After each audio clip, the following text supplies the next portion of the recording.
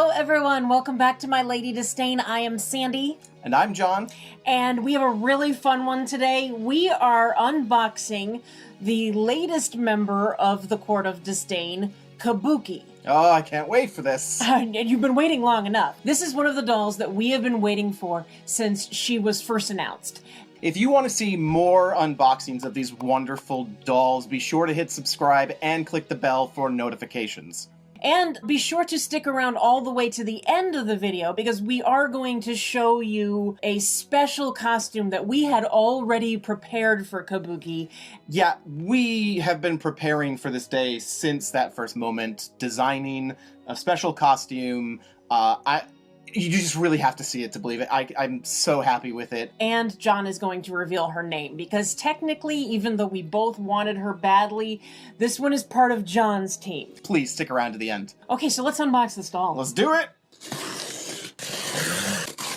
What a no-nonsense unboxing. Get it open.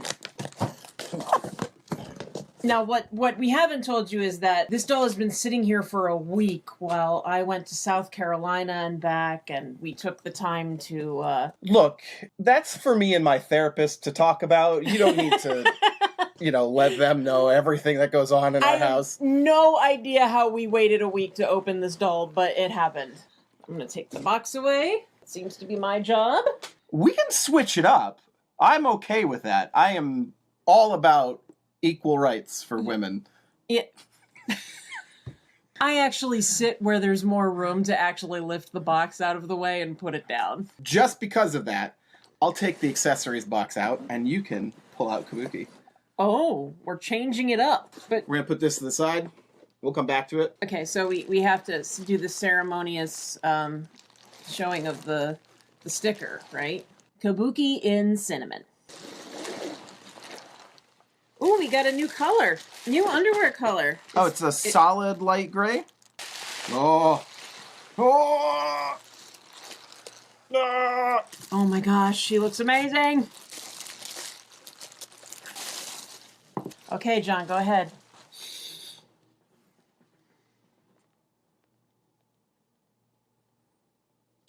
Oh my gosh. Oh, she's amazing. Just like, She's so good. all the different angles.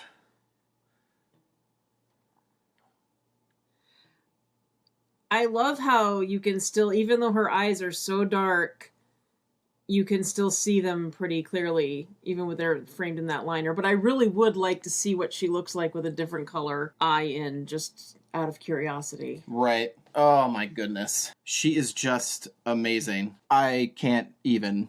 I knew I was going to be excited about her, but yeah, but I'm a little verklempt. I was going to say, I've never seen you that, like, stuttery speechless. And I really do think they've definitely done some tiny little tweaks to her face up since Danny first posted her picture on Instagram. That she's a little different than the master. But she has this really interesting combination of, like, serious and cute at the same time. Like, it's the nose. Yeah. I think it really is the nose. Yep. She's got, it's like the red paint on the sides of her nose gives her this little button nose effect that is adorable. Right, it really sort of accentuates the depth of the nose. Yeah. That is so good. It's crazy that something with that wicked paint on can be adorable. The interesting thing is, Sandy, you talked about it being sort of this menacing, color. And that's because we read, like, red as danger, and there's a lot of very, like, sharp points, and like you could read this as sort of horns. But in Kabuki, Danny mentions this, and you can easily find this just by doing a little bit of Googling, the Kumadori face paint that they do, that this is inspired by, if you will, is color-coded. It has very specific colors, and red is the color of heroes. Blue is the color of evil and villains. And it's this easy way you can tell the difference of what side each person is on. So she is clearly a hero by that. With this little bit of devilishness, perhaps, or something going on with that peak of blue at the on her cheeks. And speaking of which, I don't think I noticed this on the original or the master, but she has this lovely blushing on her cheeks, but also right underneath her eyebrows. Yes. It's giving the face a little bit more depth, I think. Yeah, and to that point, you talk about the red around the nose. Her basically her brow down through her nose, she almost has this like depth like a Klingon might, or like some sort of protrudence. And her lip paint is a lot thicker as well, which gives her more of an expression. Yep, and that's very common of Kabuki lips, of having, the normal lips, but having these sort of like what I will call Kool-Aid stains. Like they have these extra broad lips and smiles and things beyond their normal lips, and that's what Danny's done here. I'm really digging this pearl gray underwear too. It's great. It's gorgeous. I'm kind of blown away by her. I think she's amazing. I literally could sit here and just say nothing. Like, I could sit here and say nothing and completely forget about the fact that her wig is sitting in that box. Yeah. And then we have accessories that we bought that are not actually specifically for her. Yep. Because we're actually going to show you that other outfit. So we do have some other things to unbox, but she is just amazing. And this doll means a lot to us because we are theater people. And we met in the theater, so when we saw her, we both just kind of, like, our jaws dropped. Yeah. And looked at each other like, and John actually said to me, Sandy, I have to have her. I did, and I do. There is something about, her face is just utterly unique, but the theater connection for us, and really being able to have a doll that's not just like a mini me, or mini you, but a doll that represents the sort of essence of what brought us together. Yeah, we actually met in theater in Connecticut. It's a long story. A very long story.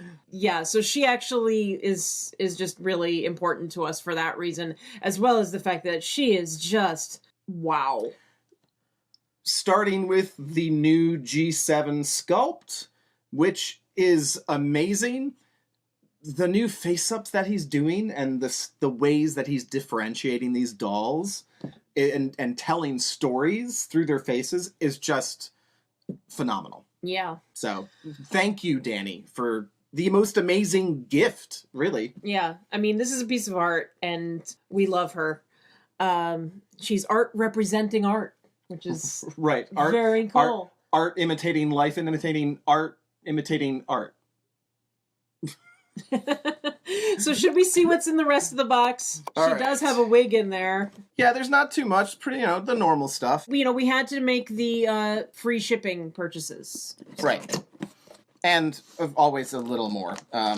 It's never just that, right? So we picked up a basic. We've never gotten one of their tees, but this looks the nice tee in white. Yep. The Moco cardigan.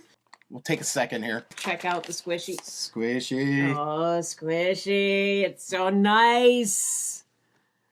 Oh, this is like... My girls are going to love this, but this is also a Luma sweater, I think. This is the kind of thing that just makes you want to cuddle with your dolls, right? Yeah. This is the cargo pants in gray. We've got a couple other options, but I mean, more pants is we're getting too many dolls. We need more pants. It's always good to have pants. Still not including the clickety clack with the new stand. Dolls, but does come with the licensed dolls. Yep, and the wig. Just look at even from there, you can see the iridescence of this. Yeah, let's just show the wig separately, and then we can put it together with the outfit. Let's take a look at this gorgeous electric blue parted long wig. Oh, that is amazing. Holy cow. It is actually black and blue, or maybe it's like a dark blue and electric blue woven together. I can't tell which. I think it's just black and blue. Yeah, it's black and blue, and it's just like, it just gives it so much dimension. Oh, this is going to look and so so phenomenal perfect for Kabuki. Now, I will say, one of the things I struggled with conceptually with Kabuki is, like, just dealing with the colors. What is she paired up with? What type, like, what other wigs could she wear? Or what clothing can she get away with? And, this wig really does show that it's about boldness. Mm-hmm. She can really stand up against nice, bold colors, and you don't necessarily have to go, like, neutral with her. No. And the other thing I said was you could do it is you don't have to stay in a theme, because if you put her in like teddy bear pajamas, it's just going to be this totally ironic, like, what is this fierce looking girl doing in teddy bear pajamas? Right. So it works anyway. She'll look like some evil teddy bear, which will be hilarious. So, we're not going to show you this just yet on Kabuki, but we are going to put it on her and reveal to you her entire look and her name. And we're going to do that right now.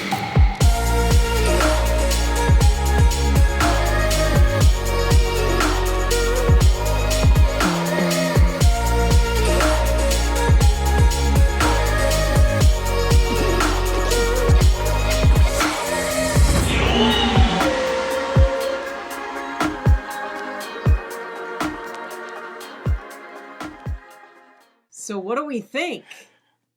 I need a minute. Like, she is so good. Yeah. So, her name, we went through a lot of stuff trying to find what was right, but we ended up settling on Reikon. And Reikon is, or Rei also, is the Shinto word for what Westerners would call the soul or spirit. And it is, to me, just that perfect representation of, as an actor, of allowing essentially the soul, the essence of another person to inhabit your body and to live through their life through your body.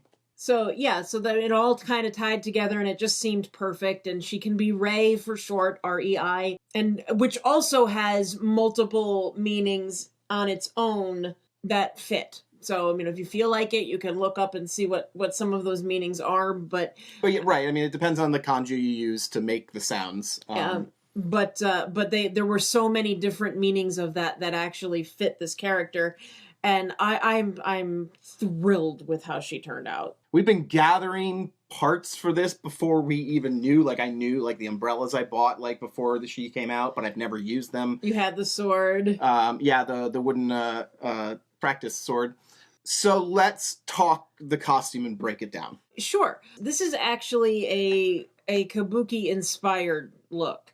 And you can see what it actually is it's two kimono yukata robes. John showed me a picture, and I was like, I don't understand quite what's happening here. But the reason it's like this is because one of the quick changes that Kabuki actors do is a stagehand will come out and release the top part of the first robe to reveal another character underneath. So you never lose track of who the actor is, but they are playing a different character. Yeah, they have full changes, of course, but they wear layers for multiple characters, change in and out of them, and this dual character look, just, it was such a cool, interesting look for Kabuki, because it's like she's coming out of this character and, like, sort of, like, in the skin of another person, you know? It just really, to me, speaks to her sort of, yes, acting abilities, but also this idea that she is sort of a shapeshifter, that this person that can be anybody. Yeah, it was actually something where it came from something Danny said when he described her, saying she has a little bit of blue on her face too. I'll leave that for you to decide why she has it. And instantly struck us is she like a double agent of some kind? Is she a shapeshifter? Like, what does she do, you know, as part of his story of the Entitled and the Solar Marines and stuff like that? Like, where does she fit in?